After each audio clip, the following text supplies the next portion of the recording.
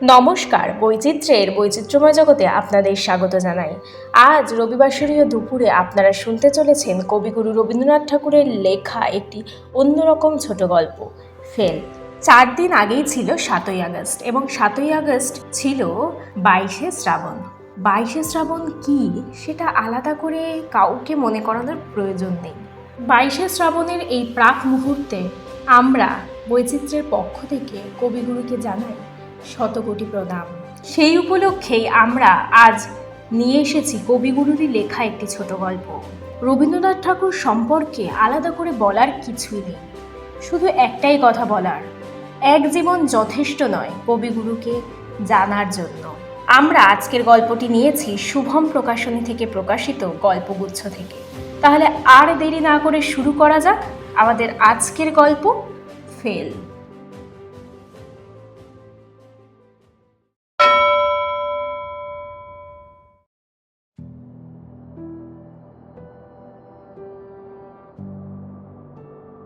লেজা এবং মুড়া, রাহু এবং কেতু পরস্পরের সঙ্গে আড়াআড়ি করিলে যেমন দেখিতে হইত, এও ঠিক সেই রকম। প্রাচীন হালদার বংশ 2 খণ্ডে পৃথক হইয়া প্রকাণ্ড বসতবাড়ির মাঝখানে এক ভিত্তি তুলিয়া পরস্পর পিঠাপিঠি করিয়া বসিয়া আছে। কেহ কাহারও মুখ দর্শন করে না। নবগোপালের ছেলে নলিন এবং ননীগোপালের ছেলে নন্দ এক বংশজাত, এক বয়সী, এক স্কুলে যায় এবং পারিবারিক বিদ্বেষ ও রেষারেষিতেও উভয়ের মধ্যে সম্পূর্ণ ঐক্য। নলিনের বাপ নবগোপাল অত্যন্ত কড়া লোক, ছেলেকে হাঁপ ছাড়তে দিতেন না। পড়াশোনা ছাড়া আর কথা ছিল না। খেলা, খাদ্য ও সাজসজ্জা সম্বন্ধে ছেলের সর্বপ্রকার শখ তিনি খাতাপত্র ও স্কুল বইয়ের নিচে চাপিয়া রাখিয়াছিলেন। নন্দর বাপ ননীগোপালের শাসন প্রণালী অত্যন্ত শিথিল ছিল। মা তাহাকে অত্যন্ত ফিটফাট করিয়া সাজাইয়া স্কুলে পাঠাইতেন, আনাতিনেক জলপানীয় সঙ্গে দিতেন। নন্দ ভাজা মশলা ও কুলফির বরফ, লাটিম ও মার্বেল গুলিকা ইচ্ছা মতো ভোগ বিতরণের দ্বারা যশস্বী হইয়া উঠিয়াছিল। মনে মনে পরাভাব অনুভব করিয়া নলিন কেবলই ভাবিত, নন্দর বাবা যদি আমার বাবা হইত এবং আমার বাবা যদি নন্দর পিতৃস্থান অধিকার করিত, তাহা হইলে নন্দকে মজা দেখাইয়া দিতাম। কিন্তু সেরূপ সুযোগ ঘটিবার পূর্বে ইতিমধ্যে নন্দ বৎসরে বৎসরে প্রাইজ পাইতে লাগিল। নলিন রিক্ত হস্তে বাড়ি আসিয়া স্কুলের কর্তৃপক্ষদের নামে পক্ষপাতের অপবাদ দিতে লাগলো। বাপ তাহাকে অন্য স্কুলে দিলেন, বাড়িতে অন্য মাস্টার রাখিলেন। ঘুমের সময় হইতে 1 ঘন্টা কাটিয়া পড়ার সময় যোগ করিলেন, কিন্তু ফলের তারতম্য হইল না। নন্দ পাশ করিতে করিতে বিয়ে উত্তীর্ণ হইয়া গেল। নলিন ফেল করিতে করিতে এন্ট্রান্স ক্লাসে জাতি কলের ইঁদুরের মতো আটকা পড়িয়া রহিল। এমন সময় তাহার পিতা তাহার প্রতি দয়া করিলেন, তিনি মরিলেন। 3 বৎসর মেয়াদ খাটিয়া এন্ট্রান্স ক্লাস হইতে তাহার মুক্তি হইল এবং স্বাধীন নলিন আংটি, বোতাম, ঘড়ির চেনে আদ্যপান্ত ঝকমক করিয়া নন্দকে নিরতিশয় নিষ্প্রভ করিয়া দেবার চেষ্টা করিতে লাগিল। এন্ট্রান্স ফেলের জুড়ি চৌঘুড়ি বিয়ে পাশের 1 ঘোড়ার গাড়িকে অনায়াসে ছাড়াইয়া যাইতে লাগিল। বিশ্ববিদ্যালয়ের ডিগ্রি ওয়েলার ঘোড়ার সহিত সমান তালে চলিতে পারিল না। এদিকে নলিন এবং নন্দর বিবাহর জন্য পাত্রীর সন্ধান চলিতেছে। নলিনের প্রতিজ্ঞা, সে এমন এক কন্যা বিবাহ করিবে যাহার উপমা মেলা ভার। তাহার জুড়ি এবং তাহার স্ত্রীর কাছে নন্দকে হার মানিতেই হইবে। সবচেয়ে ভালোর জন্য যাহার আকাঙ্ক্ষা, অনেক ভালো তাহাকে পরিত্যাগ করতে হয়। কাছাকাছি কোনো মেয়েকেই নলিন পছন্দ করিয়া খতম করিতে সাহস করিল না। পাছে আরো ভালো তাকে ফাঁকি দিয়া আর কাহারও ভাগ্যে জোটে। অবশেষে খবর পাওয়া গেল রাওয়ালপিন্ডিতে এক প্রবাসী বাঙালির এক পরমা সুন্দরী মেয়ে আছে। কাছের সুন্দরীর চেয়ে দূরের সুন্দরীকে বেশি লোভনীয় বলিয়া মনে হয়। নলিন মাতিয়া উঠিল।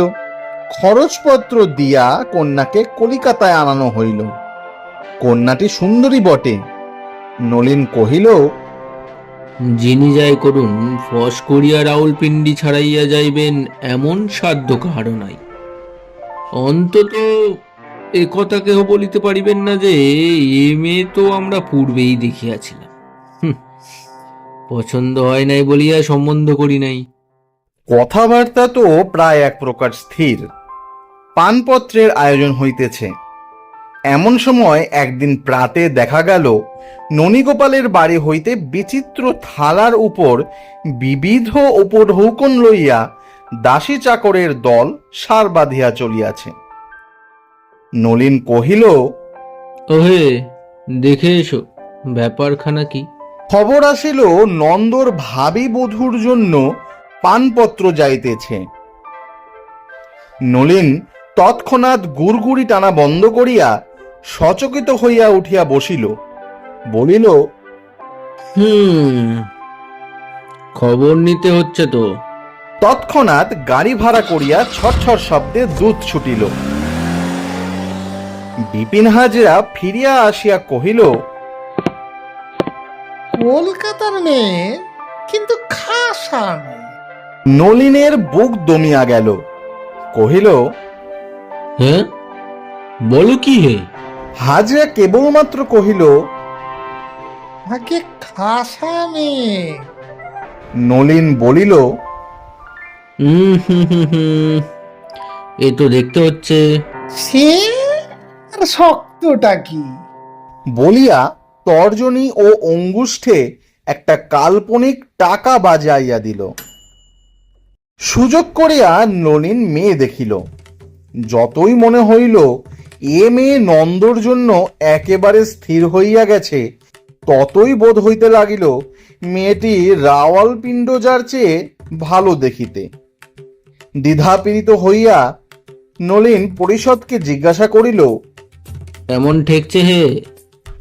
হাজরা কহিল, আগে আমাদের চোখে তো ভালোই ঠেকছে।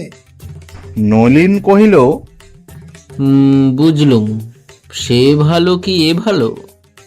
হাজরা বলিল, এই ভালো।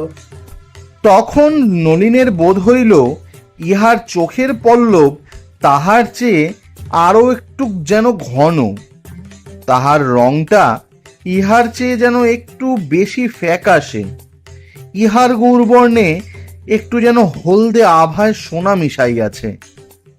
ইহাকে তো হাতছাড়া করা যায় না। নলিন বিমর্ষভাবে চিত হইয়া গুড়গুড়ি টানিতে টানিতে কহিল, ওই হাজরা, কি করা যায় বলো তো? হাজরা বলিল, মহারাজ, এ আর শক্তটা কি? বলিয়া পুনশ্চ অঙ্গুষ্ঠে তর্জনীতে কাল্পনিক টাকা বাজাইয়া দিল। টাকাটা যখন সত্যই সশব্দে বাজিয়া উঠিল, তখন যথোচিত ফল হইতে বিলম্ব হইল না। কন্যার পিতা একটা অকারণ ছুতা করিয়া বরের পিতার সহিত তুমুল ঝগড়া বাঁধাইলেন।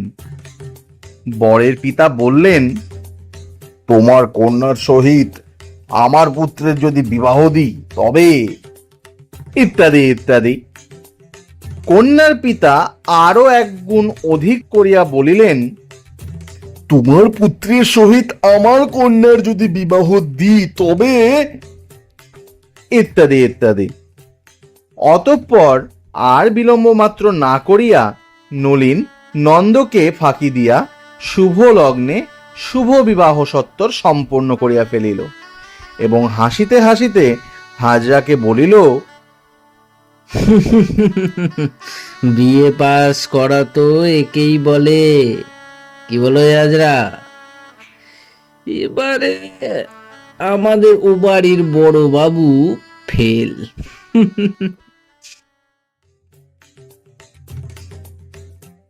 অনতিকাল পরেই ননীগোপালের বাড়িতে একদিন ঢাক ঢোল সানাই বাজিয়া উঠিল। নন্দর গায়ে হলুদ। নলিন কহিল, ও হাজরা, খবর লও তো পাত্রীটিকে। হাজরা আসিয়া খবর দিল পাত্রীটি সেই রাওয়ালপিন্ডির মেয়ে। কে? রাউলপিন্ডির মেয়ে? নলিন অত্যন্ত হাসিতে লাগিল। ও বাড়ির বড় বাবু আর কন্যা পাইলেন না, আমাদেরই পরিত্যক্ত পাত্রীটিকে বিবাহ করিতেছেন। হাজরাও বিস্তর হাসিল, কিন্তু উত্তরোত্তর নলিনের হাসির আর জোর রহিল না। তাহার হাসির মধ্যে কীট প্রবেশ করিল। একটি ক্ষুদ্র সংশয় তীক্ষ্ণ স্বরে কানে কানে বলিতে লাগিল, হাত ছাড়া হইয়া গেল, শেষকালে নন্দর কপালেই জুটিল। ক্ষুদ্র সংশয় ক্রমশই রক্তস্ফীত জোকের মতো বড় হইয়া উঠিল। তাহার কণ্ঠস্বরও মোটা হইল। সে বলিল, এখন আর কোনো মতে ইহাকে পাওয়া যাইবে না, কিন্তু আসলে ইহাকেই দেখিতে ভালো। ভারী ঠকিয়াছ। অন্তঃপুরে নলিন যখন খাইতে গেল, তখন তাহার স্ত্রী ছোটখাটো সমস্ত খুঁত মস্ত হইয়া তাকে উপহাস করিতে লাগিল। মনে হইতে লাগিল স্ত্রীটা তাকে ভয়ানক ঠকাইয়াছে।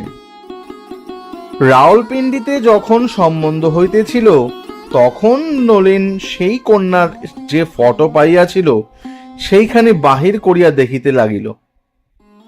বাহ বাহ বাহ, অপরূপ রূপমাধুরী, এমন লক্ষ্মীকে হাতে পাইয়া ঠেলিয়াছি। আমি এত বড়ই গাধা।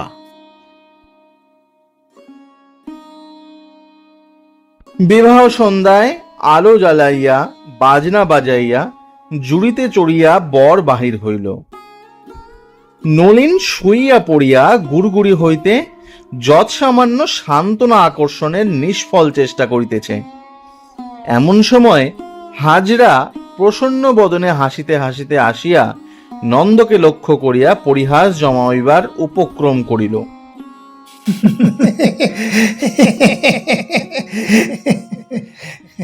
নলিন হাঁকিল। দারোয়ান! হাজরা তথস্থ হইয়া দারোয়ানকে ডাকিয়া দিল। বাবু হাজরাকে দেখাইয়া দিয়া কহিল, अभी इसको कान पकड़ के बाहर निकाल दो।